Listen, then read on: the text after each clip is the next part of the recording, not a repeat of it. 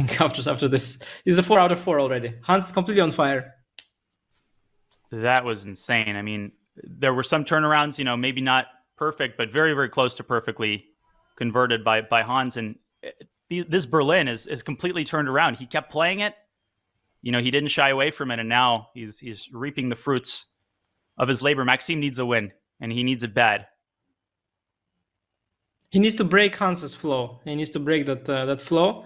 I heard the funny story. Grishuk said that once he was very worried about his opponent in a classical game, and he unrolled the broadcasting. The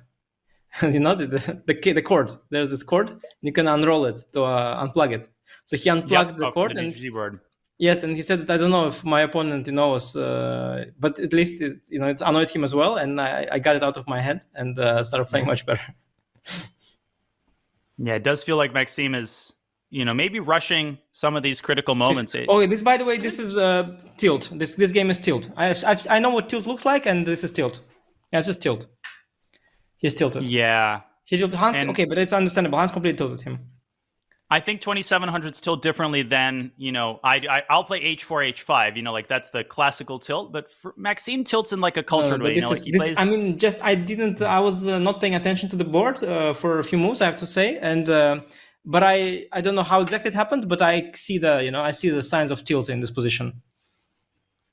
Yeah, this just looks like why is white so much better? Can you explain sort of positionally why this is such a bad structure for black? Well, I mean, you always had a lot of strategic risk as black. You had the doubled pawns and terrible bishop on g7. But at least you had some assets at the start. White was not developed and so on. Now white is developed. The knight is still bad on h6. Basically, you have no advantages. You only have disadvantages currently. And your pieces, bishop on c8 passive, queen on b6 passive.